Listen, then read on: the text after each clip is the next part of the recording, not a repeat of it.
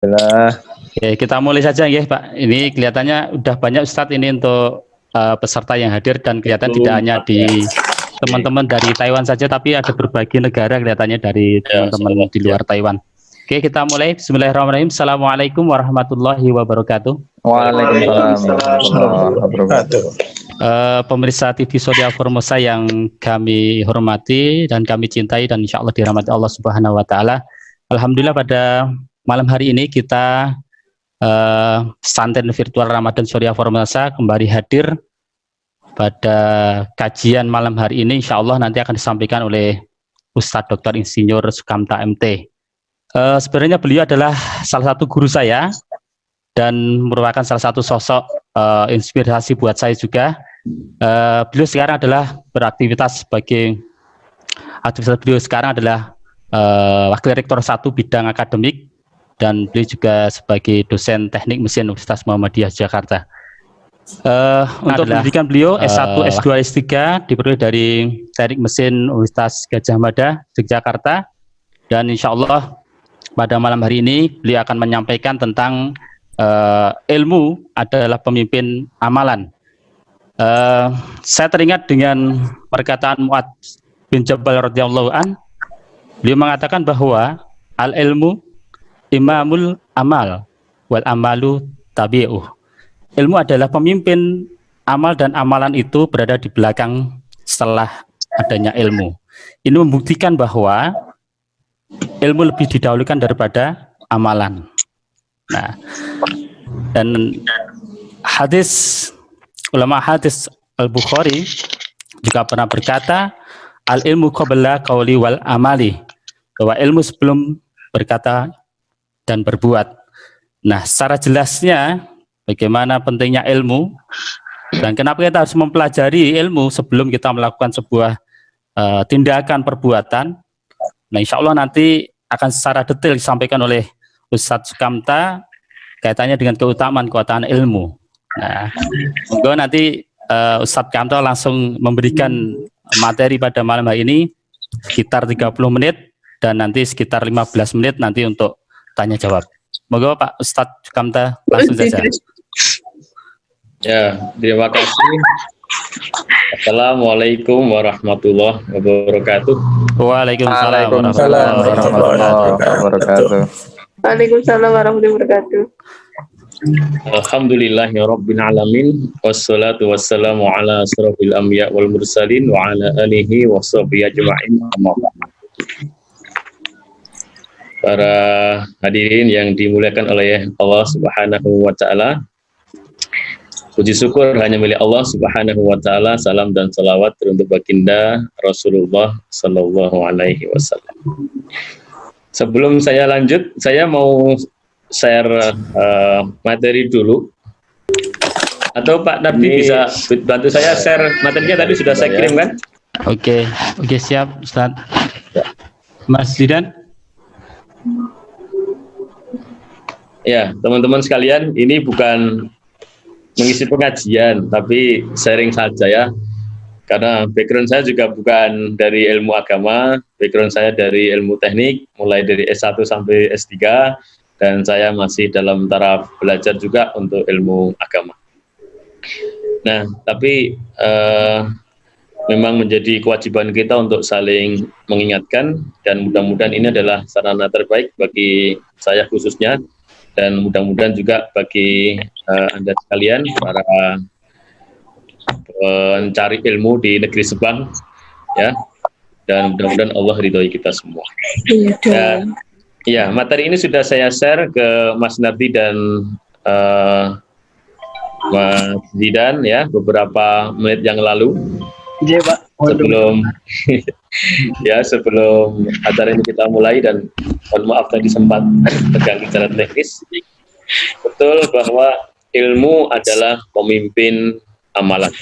Seperti apa yang telah disampaikan oleh Nabi Mu'adz bin Jabal radhiyallahu anhu, yang beliau mengatakan bahwa al ilmu imamul amali wal amali tabi'uhu.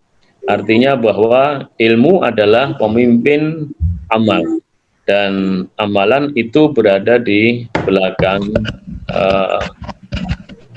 setelah adanya ilmu.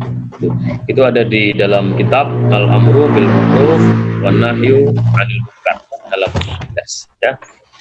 Nah, mungkin sambil dengerin, teman-teman juga bisa buka materinya, ya. Nah, salah satu bukti bahwa ilmu itu lebih didahulukan daripada amalan, ya, misalnya ada di perkataan ahli hadis yang sangat terkenal, Imam Al-Bukhari. Imam Al-Bukhari itu bernama lengkap Muhammad bin Ismail Al-Bukhari, karena beliau nama aslinya sebenarnya adalah Muhammad, ayahnya namanya Ismail dan berasal dari Bukhara. Nah, maka kalau di Arab itu dipanggil nama, kemudian nama ayahnya dan nama asalnya. Beliau dari Bukhara, ayahnya namanya Ismail, maka disebut Muhammad bin Ismail Al-Bukhari. Nah, orang yang asalnya juga berdekatan, namanya Naisabur, ayahnya namanya Al-Hajjaj Al-Qusairi, kemudian nama aslinya adalah Abul Husain Muslim. Wah, maka nama lengkapnya adalah Abul Husain Muslim bin Al-Hajjaj Al-Qusairi. Ini juga perawi hadis. Nah, kata Imam Al-Bukhari, mungkin bisa slide-nya bisa digerakkan, Mas Didan. Beliau berkata bahwa al-ilmu qoblal qawli wal amali. Artinya ilmu itu sebelum berucap atau berkata dan berbuat. Ya, next. Ya. Nah, kata-kata Imam Al-Bukhari tadi itu, ya, next, satu lagi. Itu diambil dari ayat suci Al-Quran di Quran surat Al-Muhammad atau Quran surat yang ke-47 di ayat yang ke-19, di mana Allah itu berfirman, fa'lam annahu la ilaha illallah wastaghfir lidambi. Artinya adalah, maka ilmuilah bahwasanya tidak ada sesembahan yang berhak disembah selain Allah, dan kemudian wastaghfir lidambik, dan mohonlah ampun bagi dosa-dosamu atau atas dosa-dosamu. Nah, di sini pun Allah memulainya dengan maka ilmuilah, meletakkan fa'lam itu sebelum wastaghfir. Artinya Allah memberi isyarat kepada kita bahwa mencari ilmu itu lebih didahulukan daripada beramal. Ya, kata-kata fa'lam itu sebagai isyarat kita diminta untuk mencari ilmu, dan kemudian kata-kata wastaghfir, ya, mohon ampun, itu sebagai isyarat itulah amalan. Maka berilmu lebih dahulu, kemudian baru beramal. Next, itu yang ada di dalam Al-Quran surat Al-Muhammad ayat yang ke-19. Nah, ada beberapa ulama, minimum 2, yang menjelaskan, ya, mengenai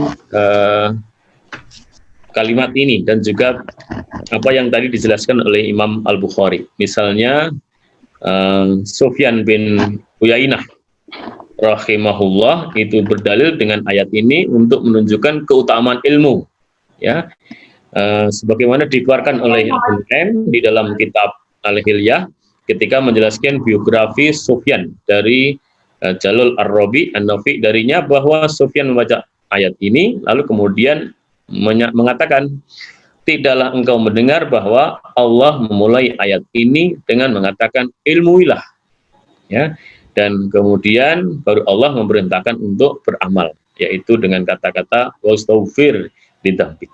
Itu seperti yang tertulis dalam kitab Fathul Bari, ya, karya Ibnu Hajar di halaman 108 jilid 1. Nah, ada yang lainnya lagi, misalnya next, Al-Muhallab rahimahullah, ya, mengatakan amalan yang bermanfaat adalah amalan yang terlebih dahulu diawali atau didahului dengan ilmu.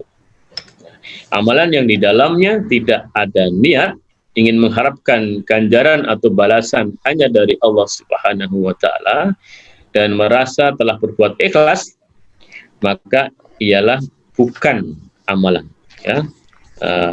Jadi yang seperti itu bukan amalan. Kenapa? Karena tidak dihubungi dengan ilmu. Apa bentuknya ilmu? Adalah niat yang ikhlas hanya karena Allah Subhanahu wa ta'ala dan tiada harapan kecuali dari Allah Subhanahu wa ta'ala.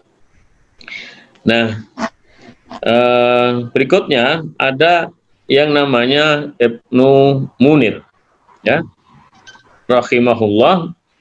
Beliau juga berkata yang dimaksudkan oleh Imam Al-Bukhari, ya, bahwa ilmu adalah syarat, ya, benarnya suatu perkataan dan perbuatan. Nah, maka tidak ada perkataan dan perbuatan yang benar itu kecuali diawali dengan sebuah ilmu. Gitu. Nah, perkataan dan perbuatan yang tidak diawali dengan ilmu, maka bisa jadi nanti tidak dianggap, ya, dan tidak akan bermanfaat. Nah, ini seperti yang beliau jelaskan di dalam kitab Fathul Bari, ya, di halaman ke 108, ya.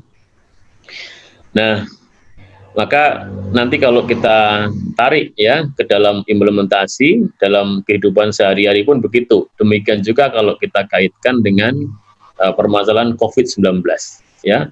Negara yang menaruh ilmu pengetahuan di depan sebelum mereka membuat kebijakan, sebelum mereka membuat suatu perlakuan, maka pasti akan lebih banyak benarnya, gitu, ya.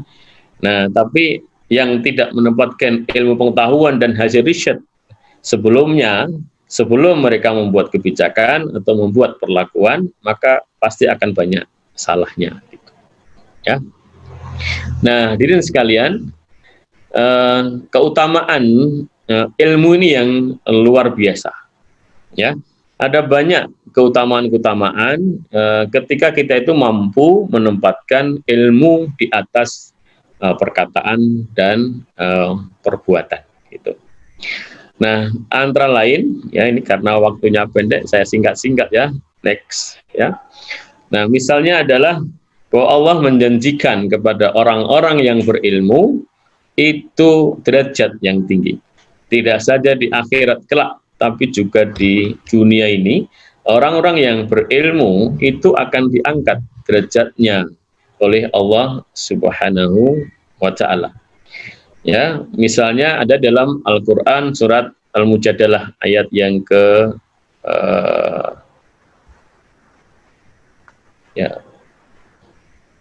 ayat yang ke-11, ya. Yang berbunyi yarfa'illahu alladhina amanu minkum walladhi utul ilma darajat. Artinya bahwa Allah akan meninggikan orang-orang yang beriman di antaramu dan orang-orang yang diberi ilmu pengetahuan beberapa derajat. Jadi nanti di dalam Al-Quran itu akan ada minimum 3 golongan, ya, orang yang akan diangkat derajatnya di sisi Allah baik di dunia maupun di akhirat. Yang 2 tersebut di sini, yang 1 nanti tersebut di dalam Al-Quran surat Al-Isra ayat yang ke-79, ya, yaitu untuk orang-orang yang gemar sholat tahajud. Itu akan diangkat derajatnya oleh Allah Subhanahu wa ta'ala, ya, yang berbunyi wa minal laili fatahajjat bihi nafilatan lak asa ayat wasaka rabbuka maqama mahmuda. Ya, orang-orang yang bangun di sepertiga malam terakhir, kemudian dia melakukan sholat, maka dia dijanjikan derajat yang tinggi di sisi Allah Subhanahu wa ta'ala. Itu yang dalam Al-Quran surat Al-Isra ayat ke-79. Yang di sini Allah akan angkat derajatnya 2 golongan, yaitu orang-orang yang beriman dan orang-orang yang berilmu. Nah, itu akan diangkat derajatnya oleh Allah Subhanahu wa ta'ala. Di dunia saja itu sudah bisa kita lihat, ya. Orang-orang yang berilmu itu akan dihargai oleh orang lain, ya baik penghargaannya secara kualitatif maupun secara kuantitatif itu akan dihargai. Ya, di dunia kampus pun akan berlaku ya. Orang yang bergelar S3 dengan bergelar S2 itu kan lain ya. Nah, maka Mas Nardi ya, Ustadz Talkis dan semua dari kawan-kawan itu mengapa kok ingin S3? Ya karena memang penghargaannya orang itu berbeda. Ketika orang masih S2 dibanding dengan orang ketika sudah S3 kan penghargaannya berbeda. Itu baru di dunia itu. Ya, dan ingat di dunia itu semua bersifat mungkin gitu.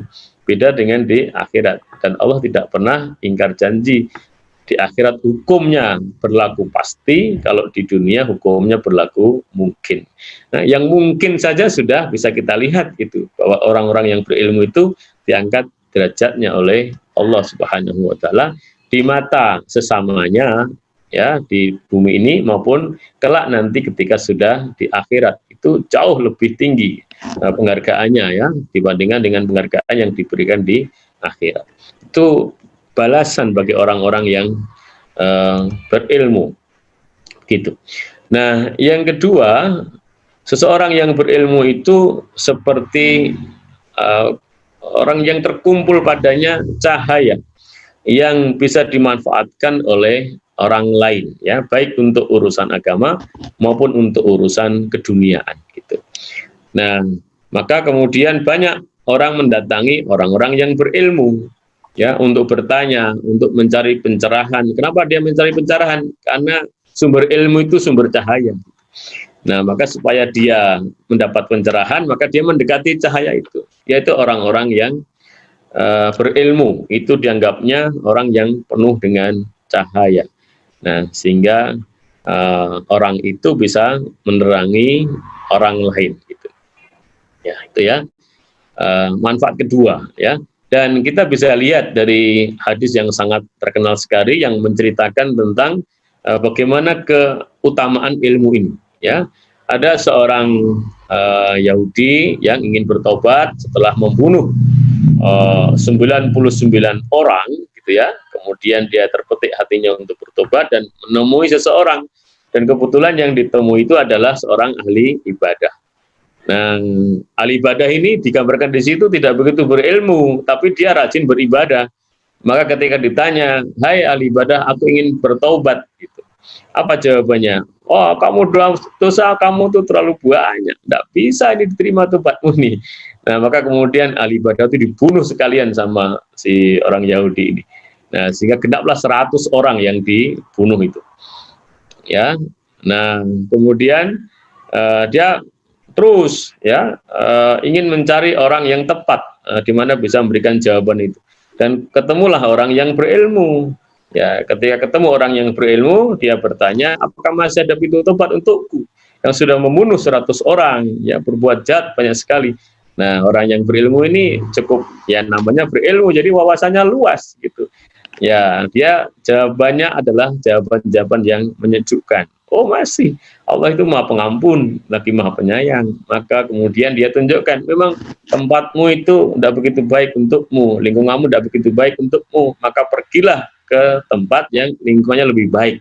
Maka kemudian ditunjukkan oleh sang ahli ilmu ini. Nah, belum sampai ke tempat yang dituju dan orang ini meninggal.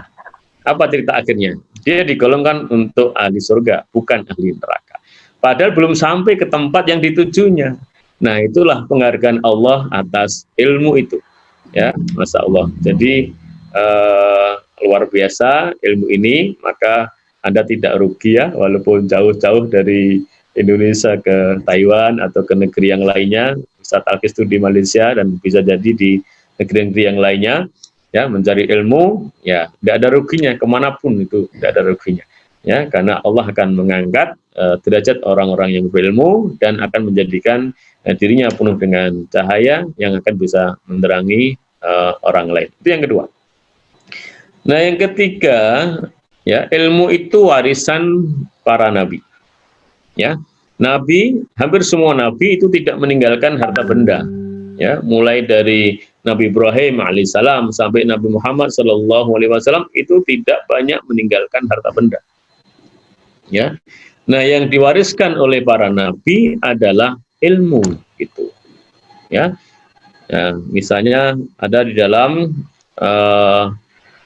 hadis yang diriwayatkan oleh Abu Dawud di nomor 3641 dan At-Tirmidzi di nomor 2682 yang hadis ini dimasukkan dalam golongan hadis sahih ya, yang berbunyi inna li anbiya'a lam yuwarrasu dinaran wala dirhaman innama warrasu al ilma faman akhadha bihi akhadha bi khadaw wafir. Artinya sesungguhnya para nabi tidak mewariskan dinar dan dirham ya, mereka hanyalah mewariskan ilmu, maka barang siapa mengambilnya maka dia telah memperoleh keberuntungan yang banyak. Nah, dari hadis ini jelas bahwa nabi tidak banyak meninggalkan warisan berbentuk harta benda, tapi Nabi itu banyak meninggalkan warisan ilmu. Maka yang berpegang pada ilmu yang diwariskan oleh para Nabi, insya Allah tidak akan lepas. Dan sumber ilmu yang diwariskan itu bagi kita umat Islam adalah Al-Quran dan As-Sunnah. Itu hadirin sekalian ya. Nah, yang keempat, orang-orang yang berilmu itu akan mendapatkan seluruh kebaikan. Ya, orang-orang yang berilmu itu akan mendapatkan seluruh kebaikan. Rasulullah Shallallahu Alaihi Wasallam bersabda, "Mayuridillahu bihi khairan, yufaqihu fid din." Artinya, barang siapa yang Allah kehendaki mendapatkan seluruh kebaikan, maka Allah akan memahamkan dia tentang agama. Nah, maka kita bisa introspeksi nih ya, termasuk yang ngomong ini Bapak dan Ibu dan hadirin sekalian ya. Jadi kalau kita ini tidak punya semangat, tidak punya motivasi atau rendah motivasi kita untuk belajar agama, dimulai dari belajar tauhid ya, kemudian belajar ilmu-ilmu untuk ibadah, mulai dari ibadah modhoh dan ibadah-ibadah yang sifatnya umum juga, Anda ada semangat untuk itu, ya jangan-jangan Allah nggak kehendaki kita itu untuk mendapatkan kebaikan. Nah, ini kan miris gitu ya. Dan kita bersyukur ya ketika hati kita tergerak untuk mempelajari ilmu agama khususnya ya, dan ilmu-ilmu lain. Nanti ada penjelasannya ya, ilmu mana yang harus menjadi prioritas dan ilmu mana yang memang prioritasnya harus di belakang itu. Secara umum kalau disebut ilmu itu yang dimaksudkan ilmu agama ya. Nah, jadi kalau ada perkataan ya, redaksi kalimat, kalau dia hanya menyebut kata ilmu itu umum kan, tapi fokus sebenarnya yang dimaksudkan adalah khususnya ilmu agama. Nah, hadirin sekalian, nah yang pokok untuk kita pelajari itu adalah ilmu-ilmu yang mendasari untuk semua ucapan dan perbuatan. Dan itu adalah ilmu tauhid itu. Ya, ilmu yang mendasari semua ucapan dan perbuatan. Ya, adalah ilmu tauhid, karena tauhid ini akan mewarnai ya, akan menjiwai seluruh ucapan dan seluruh perbuatan kita. Maka ini kemudian menjadi wajib. Ya, karena kalau dasar ini sudah menyimpang atau keliru, maka nanti yang lainnya ikut keliru gitu. Nah, maka ilmu tentang tauhid, bagaimana pengetahuan kita tentang Tuhan, Allah, bagaimana Allah itu harus disembah dan seterusnya, itu adalah perkara-perkara yang wajib harus kita pelajari apapun background kita itu. Kita mau pelajari teknologi informasi, kita mau belajar mesin, kita mau belajar agama, ya seperti Ustaz Talkis, kita mau belajar apapun itu. Nah, maka yang pokok dipelajari pertama adalah ilmu tauhid itu. Baru kemudian ilmu yang lainnya, mulai ilmu ibadah. Ya. Nah, kalau itu sudah selesai, nah baru ilmu-ilmu yang lainnya. Maka saya seperti saya belajar ilmu teknik mesin, ya, Pak Nabi belajar ilmu teknologi, ya, Mas Zidan ya, belajar ilmu-ilmu non agama. Nah, itu boleh itu ya, itu boleh gitu. Dan itu mestinya kita lakukan ya setelah kita mempelajari ilmu yang wajib ini, atau minimum itu paralel lah ya, bareng. Kenapa? Ya karena bisa jadi tahu kita seperti ini setelahnya ya. Setelah kita belajar ilmu umum begitu dalam, kok ilmu agamanya belum kita pelajari. Nah, ya sudah, tidak ada kata terlambat. Kemudian kita belajar ilmu tauhid, ya, kemudian kita belajar ilmu ibadah, sehingga tauhid kita menjadi lurus, ibadah kita menjadi benar. Itu, ya, khususnya ibadah mahdhah itu yang harus kita pelajari, ya. Nah, di dalam belajar ilmu agama aja ada prioritasnya. Pertama ilmu tauhid, kemudian baru yang kedua adalah ilmu-ilmu yang berkaitan dengan ibadah. Jadi ilmu yang berkaitan ibadah itu urusan nomor 2, nomor satunya tauhid dulu. Contohnya ya, mempelajari ilmu tauhid tentang la ilaha illallah itu pokok, belajar syahadat itu. Nah, baru kalau syahadatnya sudah benar, baru belajar ilmu tentang sholat gitu. Nah, sholatnya sudah benar, baru belajar tentang puasa gitu. Nah, kalau kemudian sudah cukup zakat, nah baru dia belajar ilmu tentang zakat. Dia mampu untuk berhaji, dia baru belajar ilmu haji. Jadi tidak harus bareng gitu. Ya, dia belum mampu haji, ya maka dia nggak wajib untuk mempelajari ilmu tentang haji. Yang dia wajib pelajari yang basic, yaitu ilmu akidahnya, ya, ilmu keimanan, ketauhidan, kemudian baru ilmu yang berkaitan dengan kewajiban sehari-hari, yaitu sholat. Jangan sampai kita sholat sudah sekian puluh tahun, tapi tidak benar. Nanti menyelesaikannya luar biasa ini, padahal setiap hari kita lakukan gitu. Ya, maka penting kemudian memastikan bahwa ilmu tentang ibadah kita ini benar gitu. Ya, itu teman-teman sekalian ya. Contohnya ada di sini saya tuliskan ya, sehingga tidak perlu saya jelaskan ya satu per satu. Gitu. Nah, kelihatannya saya sudah mendekati setengah jam ini ya. Maka penutupnya teman-teman sekalian ya, ya mari kita belajar ya bersama-sama ya. Tidak ada busanya dan tidak ada kata terlambat ya untuk mempelajari ilmu ini ya, khususnya ilmu agama ya. Kalau ilmu pengetahuan dan teknologi yang masing-masing Anda belajar, saya nggak perlu itu. Tapi jangan lupa bahwa di tempat Anda belajar pun, Anda sekarang juga bisa belajar ilmu agama, ya, baik belajar sendiri, membaca kitab-kitab online sendiri, ya, atau belajar dengan virtual seperti ini. Ya, tapi intinya bahwa saya mengajak diri saya dan juga pada hadirin sekalian, ya, mari kita perbaiki, ya, mari kita perbaiki ilmu kita. Kaitannya dengan akidah ya, tauhid.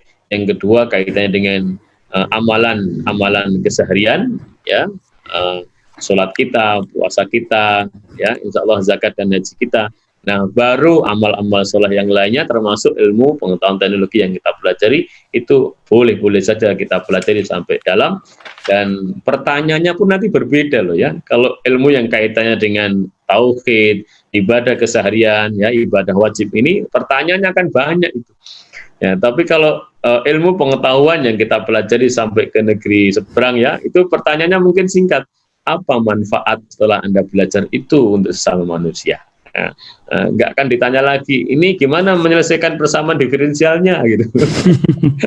Ya, nah, yang akan ditanya apa manfaat dari ilmu yang sudah kita pelajari sampai negeri seberang itu. Nah, jadi nggak akan terlalu banyak. Tapi kalau ilmu yang kaitannya dengan ketaatan kita kepada Allah, itu pertanyaannya akan banyak.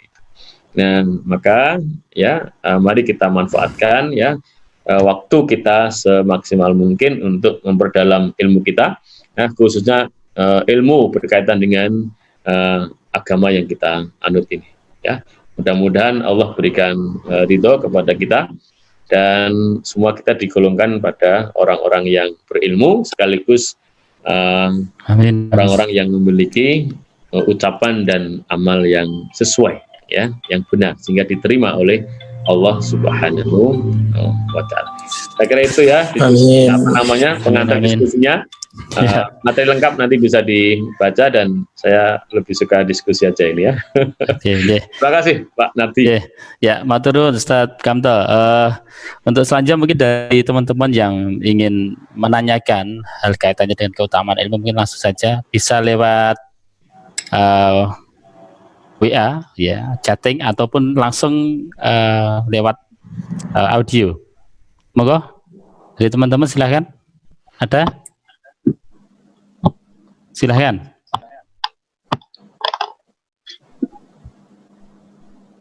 Ada tidak? Halo. Halo, Assalamualaikum. Waalaikumsalam warahmatullahi wabarakatuh. Perkenalkan nama dan dari mana, Mas? Monggo. Oke, Faris Mujahid dari Taiwan. Oke, monggo Pak. Anda, Iya, monggo. Ya, iya. Monggo Pak Faris. Ini ya. Assalamualaikum Ustaz Kamta. Salam. Saya ada pertanyaan Ustaz. Tadi kan topiknya terkait dengan berilmu sebelum beramal. Ya.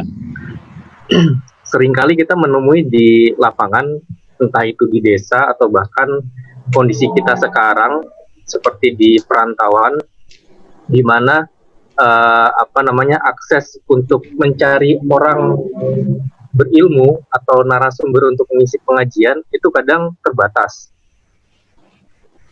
Mungkin cuma 1 atau 2 orang. Contohnya misalkan kayak di tempat saya, Tainan, yang mungkin bisa untuk memberi kajian 1 atau 2 orang. Tapi kalau misalkan diisinya hanya itu saja, jamaah kan bosan, Ustaz. Ya.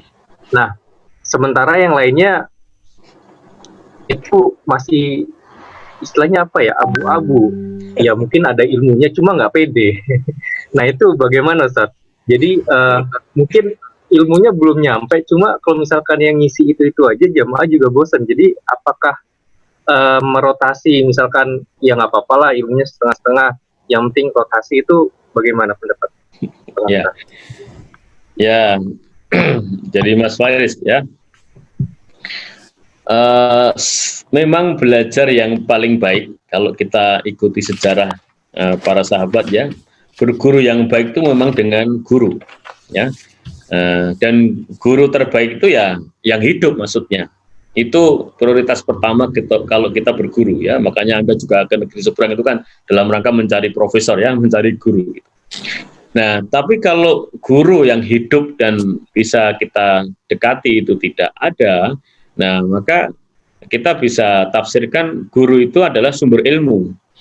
Nah, maka sumber ilmu itu berarti bisa kita baca dari sebuah kitab ya, atau artikel ya, atau tulisan ya yang benar dari si penulis yang latar belakangnya kita ketahui. Apalagi sekarang dunianya sudah serba digital, saya kira tidak kesulitan lagi kita mencari sumber-sumber ilmu ya, untuk ilmu-ilmu agama ini, dan sudah sangat banyak kitab yang di-online-kan, sudah sangat banyak ya. Al-Quran digital sudah banyak ya, kemudian hadis-hadis digital sudah banyak, kitab tafsir untuk Quran digital sudah banyak ya, kitab syarah untuk hadis digital sudah banyak. Nah, saya kira sumber-sumber ilmu itu bisa kita jadikan guru. Nah, berikutnya kan kita juga bisa mengundang narasumber yang masih hidup, itu yang tidak satu tempat ya. Contohnya kan seperti ini kan, ya, ngundang dari negeri lain ya, melalui webinar ya, dengan Zoom atau dengan Microsoft Teams. Itu kan juga bisa supaya tidak jenuh ya. Karena kalau baca kitab terus bisa jadi jenuh juga ya. Nah, itu kan bisa dilakukan. Nah, ada hadis motivasi ya yang diriwayatkan oleh Ibnu Majah yang berbunyi, man salaka tariqan yaltamisu fihi ilman sahalallahu lahu bihi tariqan ilal jannah. Ya. Nah, yang berarti bahwa siapa yang menempuh perjalanan ya untuk mencari ilmu, maka akan dimudahkan baginya masuk ke surga. Nah, kata-kata dimudahkan masuk surga menurut penjelasan para ahli syarah atau penjelasan hadis, yang pertama adalah akan dipermudah hatinya itu untuk terbuka ya, kemudian punya semangat motivasi untuk mempelajari ilmu. Yang ilmu itu nanti akan mengantarkannya berucap dan berbuat yang baik itu. Nah, yang kedua, memang dia akan dipermudah ya di dalam berkesempatan untuk berbuat baik gitu. Ya. Nah, yang ketiga nanti di akhirat memang benar-benar dibuka pintu yang lebar ya, dimuliakan cara menghadapnya, dan memang dipermudah benar untuk bisa masuk ke surga. Itu orang-orang yang mencari ilmu. Nah, saya kira semua orang yang terlibat di dalam majelis itu masuk dalam golongan yang disebut dalam hadis tadi itu. Ya, misalnya di sini ya konteksnya kalau kita pengajian yang online ini, yang jadi moderator itu kan bagian itu, ya. Kemudian yang menjadi pesertanya, yang kebetulan diberi tugas untuk sharing ilmunya, itu semuanya masuk dalam majelis ilmu. Dan orang-orang seperti ini kalau niatnya ikhlas hanya karena Allah, maka masuk dalam hadis yang tadi saya sebutkan itu, ya, termasuk orang-orang yang nanti akan dipermudah dirinya untuk bisa masuk ke surga. Nah, mudah-mudahan setelah ini hati kita juga semakin terbuka untuk kemudian mempelajari ilmu agama itu. Ya, bisa jadi sekarang ini hanya trigger saja, ya. Nah, setelah ini kemudian kita akan mencari ilmu itu sendiri, membaca kitab sendiri, ya, membaca berbagai sumber ilmu itu sendiri, dan ilmu kita akan semakin bertambah dari hari ke hari. Jadi tidak perlu khawatir, ya, tentang narasumber. Ya, asalkan kita ingin menemukan narasumber itu, baik itu hidup maupun mati, ya, itu saya kira bisa kita ketemukan. Dan ingat, setiap kita adalah pendakwah, ya, kata Nabi, balighu anni walau ayah. Jadi kita ini harus mau menyebarkan apa yang kita ketahui, walaupun satu, ibaratnya satu ayat gitu, ya, satu hal yang baik kita ketahui, nah kita wajib menyampaikannya kepada orang lain gitu. Dan untuk berdakwah tidak perlu menunggu ilmu kita cukup. Kalau kita menunggu ilmu kita cukup, ya kita selamanya nggak akan berdakwah. Dan itu sudah saya praktikkan. Jangan dikira bahwa saya ini penuh dengan ilmu agama. Tidak, saya mengakui saya ini juga masih terus belajar. Nah, tapi dengan saya berani menyampaikan seperti ini, maka otomatis saya akan belajar. Ya, seperti tema yang diberikan ke saya ini kan bagi saya baru. Ya, ilmu adalah pemimpin amalan. Itu tema yang baru bagi saya.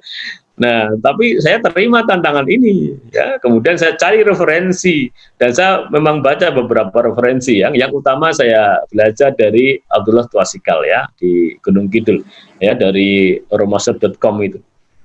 Nah, dia terkenal lurus, ya, guru yang baik, ya, saya belajar sama beliau, dan memang kadang-kala saya mengisi bersama di Gunung Kidul itu.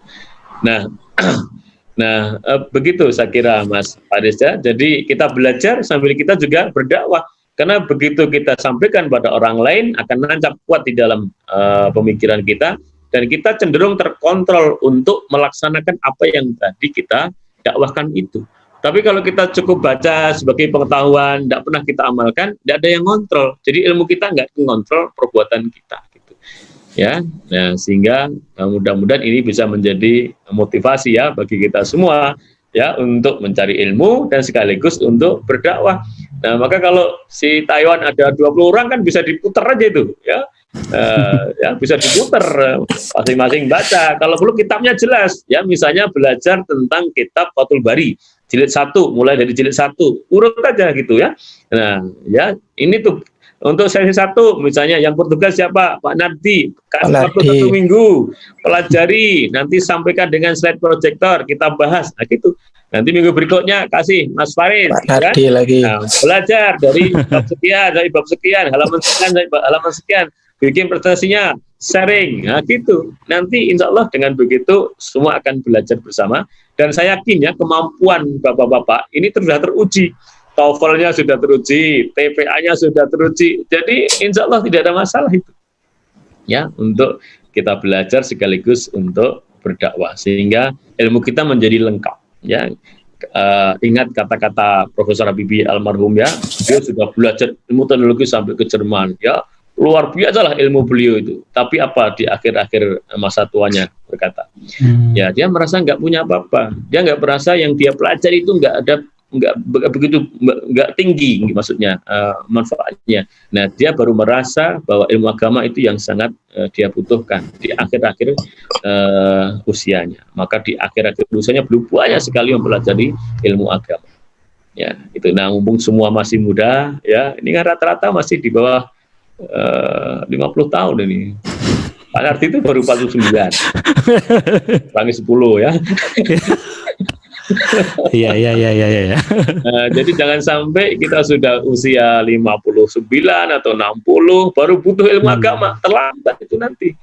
Ya, dan mumpung masih muda, ya, kita paralel lah belajar ilmu agama sekaligus belajar ilmu duniawi. ya, ilmu teknologi, ilmu pengetahuan dan teknologi seperti yang Anda pelajari sekarang ini. Oke. Ya, saya kira begitu Mas Nadi. Silakan kalau masih ada lagi ya. Ya. Ini Terima saya kasih. diskusi ya. Ini dulu bentar ini dari pertanyaan dari Ibu Upi di Jerman. Mungkin sementara ditunda dulu Pak Okto ya. Dari Ibu Upi dari Jerman, beliau menanyakan Ustadz, apakah ilmu dunia yang update juga harus diikuti dengan ilmu akhirat yang update juga? Bagaimana implementasinya? Terus kan nggak mungkin kita dua-duanya bisa kita ahli di kedua ilmu tadi. Iya. Gitu, Pak. Iya. Ya, maka ilmu yang berkaitan dengan akhirat yang sama tadi adalah ilmu tentang tauhid, ya, ilmu tentang ibadah, ya. Nah, ringkasnya adalah ilmu tauhid dan ilmu ibadah serta fikih. Nah, itu basic, yang basic aja kita pelajari itu sebagai pagar ya, sebagai pengarah gitu, ya, terhadap ilmu dunia yang kita pelajari gitu. Ya, karena ilmu dunia yang kita pelajari kalau kita tidak arahkan dengan ilmu agama, maka nanti belum tentu bermanfaat. Padahal oleh Allah yang ditanyakan itu adalah manfaatnya. Nah, kalau ilmu yang kita pelajari di dunia kemudian tidak bermanfaat karena tidak diarahkan oleh ilmu agama, nah, maka ya kita nggak bisa jawab nanti ketika ditanya oleh Allah, apa manfaat Anda belajar ilmu yang ini, ilmu yang itu, padahal ini semua adalah ilmu dunia. Ya, jadi memang kalau bisa update dua-duanya sangat bagus. Tapi kan mencari orang yang seperti ini susah, tidak banyak. Ya, nah minimum gitu ya. Minimum kalau kita lebih menguasai ilmu-ilmu dunia, maka ilmu yang basic berkaitan dengan ilmu agama itu jangan ditinggalkan karena ini adalah pengarah utama, ya, pewarna utama gitu. Yeah. Itu saya kira Mas Arti. Insya Allah cukup jelas buat Bu Upi ya. Monggo Pak Uto. Ya, sama-sama Bu. Gabung ya. Ya, assalamualaikum Pak. Ustadz Sukamta dari Jerman loh ini loh. Alhamdulillah. Bu Upi sehat kan? Alhamdulillah puasanya 18 jam ya. 18 jam. Iya. Oh ya. Puasanya 18 jam. Alhamdulillah ya. Mudah-mudahan sehat terus ya. Amin. Gara-gara lockdown jadi di Ramadan di Jerman. Sakit itu. Terima kasih. Assalamualaikum. Salam warahmatullahi wabarakatuh. Monggo Pak Okto, silakan kalau mau ditanyakan. Ini mau bertanya. Ini kan kita baru pengen mulai belajar nih tentang ilmu agama. Barangkali ada strukturnya apa yang harus dipelajari gitu atau ada referensi gitu Ustaz kalau untuk terkait masalah belajar agama ini apa gitu perlu dibaca, urutan runut-runutnya seperti apa tadi? Ya, nah baik. Kalau kita merefer ke produk dari Persyarikatan Muhammadiyah, ya, itu ada buku sebenarnya yang cukup sederhana yang mengajarkan tentang bagaimana kita ini menjalani hidup. Namanya Pedoman Hidup Islami Warga Muhammadiyah. Nah, di sana itu dijelaskan tentang kehidupan sebagai seorang pribadi, kehidupan sebagai keluarga, kalau nanti sudah berkeluarga ya, bagi yang belum. Nah, yang ketiga adalah bagaimana kita menjalani hidup bermasyarakat, ya, bermuamalah. Kemudian yang keempat, ya, di situ ada panduan juga, bagaimana kita hidup bernegara dan menjadi warga negara yang baik. Itu lengkap sudah di dalam buku itu. Nah, yang berkaitan dengan ilmu basic, ya, tauhid, ibadah harian, ibadah individual, itu ada di bagian pertama itu, ya, di situ sudah cukup lengkap menurut pandangan saya, ya, sebagai ilmu basic kita menjalani hidup yang benar itu. Nah, kalau yang sudah berkeluarga tambah yang bagian kedua, bagaimana kita menjalani sebagai seorang muslim menurut pandangan Muhammadiyah untuk membina keluarga yang sakinah, mawaddah, warahmah. Itu tuntunannya sudah ada, dalilnya juga banyak, contoh-contoh realnya juga sudah banyak itu. Nah, demikian juga nanti kalau kita bergaul ya, hidup di tengah-tengah masyarakat. Bagaimana kita harus menjadi seorang pencerah seperti Kiai Haji Ahmad Dahlan sehingga kehadiran kita dibutuhkan oleh lingkungan kita. Ya, kematian kita ditangisi oleh orang lain, bukan ketika meninggal orang lain ketawa karena saking bahagianya ya. Itu dipandu juga itu di dalam buku Panduan Hidup Islami Warga Muhammadiyah. Nah, demikian yang terakhir, ya, bagaimana kita hidup di negeri Indonesia nih, harus bernegara menjadi warga negara yang baik, itu dituntunkan semua itu di dalam buku itu. Nah, kalau itu buku sudah dikupas tuntas, ya, sudah dipahami, diamalkan, nah, menurut pandangan saya itu sudah cukup, ya, menjadi seorang Muslim yang baik menurut pandangan Muhammadiyah. Nah, kalau ingin meningkatkan lagi terus, ya boleh baca kitab-kitab yang lainnya, ya, kitab Bulughul Maram, itu kitab hukum fikih yang basic, ya, itu bisa dibaca, ya. Kemudian kitab Fathul Bari, ya, kitab-kitab hukum-hukum fikih yang lain, tapi sebagai pengembangan saja, ya. Nah, sebagai panduan basic, ya, dasar kita menjalani hidup dan kehidupan, saya kira buku panduan hidup Islami warga Muhammadiyah itu sudah cukup, ya, kalau kita warga Muhammadiyah. Untuk warga UMY ada yang buku panduan hidup Islami warga Muhammadiyah tadi itu diadopsi, ya, kemudian disesuaikan menjadi buku panduan hidup Islami warga kampus UMY.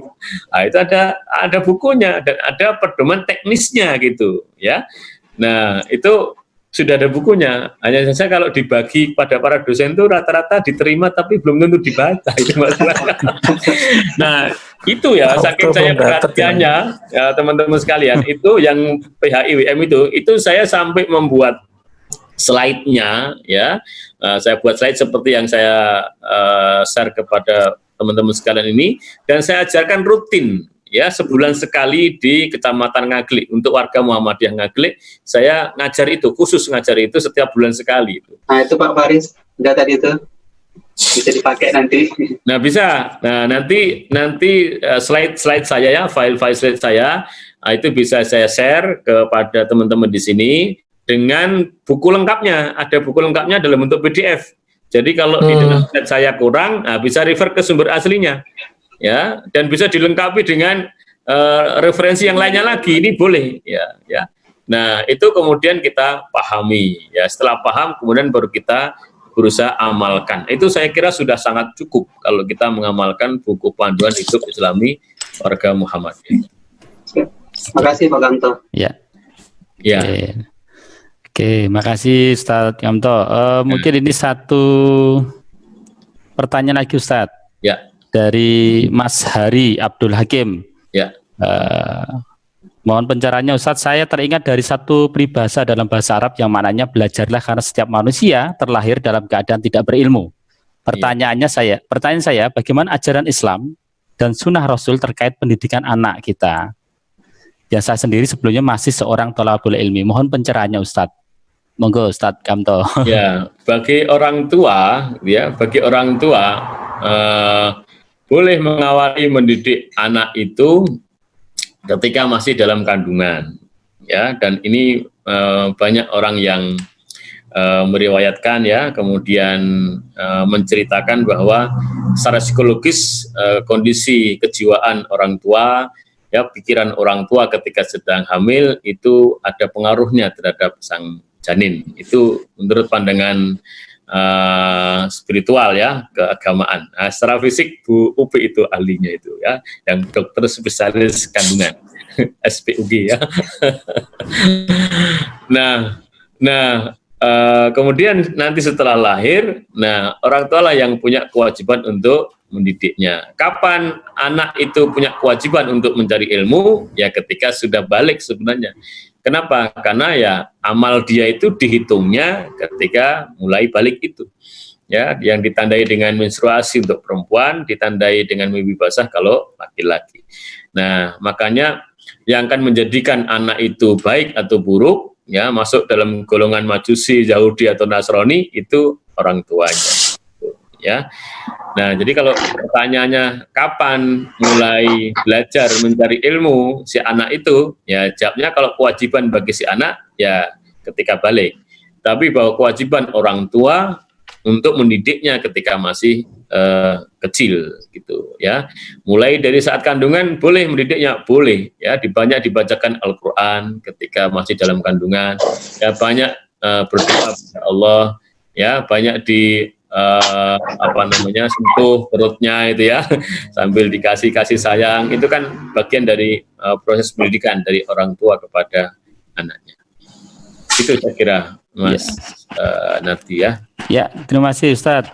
Karena berhubung waktu kita sudah habis ini, karena kita sudah sampai di penghujung acara. Sekarang sudah jam 10:30 jam Taiwan ya. Jadi mungkin bisa saya rangkum apa yang sudah disampaikan Ustadz Kamto kaitannya dengan keutamaan ilmu.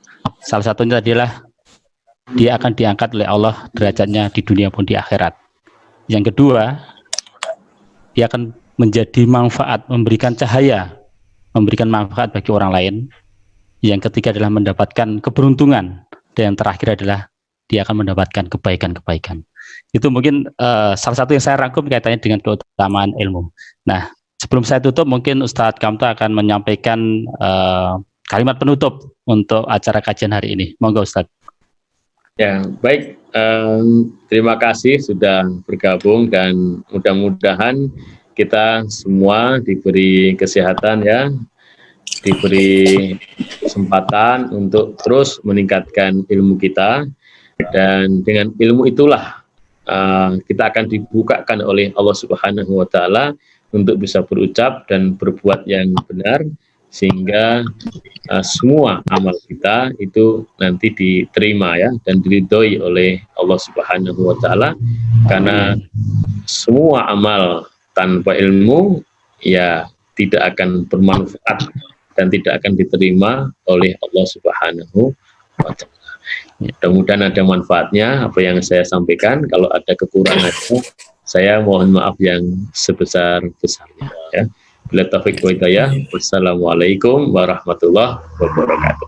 Waalaikumsalam warahmatullahi wabarakatuh. Waalaikumsalam warahmatullahi wabarakatuh. Saya ucapkan terima kasih juga pada Ustadz Kamto yang sudah memberikan kajian pada malam hari ini. InsyaAllah bisa memberikan banyak manfaat buat kita yang ada di negeri jiran, dan mudah-mudahan menjadi amal soleh buat Pak Kamto.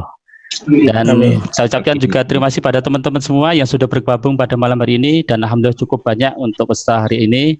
Dan sebelum saya tutup, saya juga mohon maaf kalaupun nanti dalam saya membawa acara tadi sejak dari awal sampai akhir banyak kesalahan, saya mohon dimaafkan.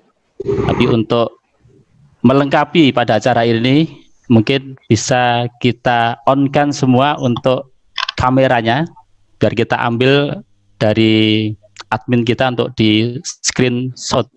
Monggo untuk teman-teman bisa diaktifkan untuk kameranya semua. Aku nggak pakai kerudung, harus kerudungan ini. Wah, kacau. Wah, enggak. Aku pakai sarung juga apa-apa, Bu? Bupi nggak pakai kerudung. Itu udah ada profilnya. Oke, nggak apa-apa, Bu. Ya, oke, ya. Bupi sebenarnya udah ada. Sudah, Pak Okto sudah diambil semua, Pak Okto? Ya, ini ada 2 page, nanti satu-satu. Oke. Mungkin saya cukupkan untuk acara hari ini. Ada kurang lebihnya mohon dimaafkan. Saya akhiri. Assalamualaikum warahmatullahi wabarakatuh. Waalaikumsalam warahmatullahi wabarakatuh. Waalaikumsalam.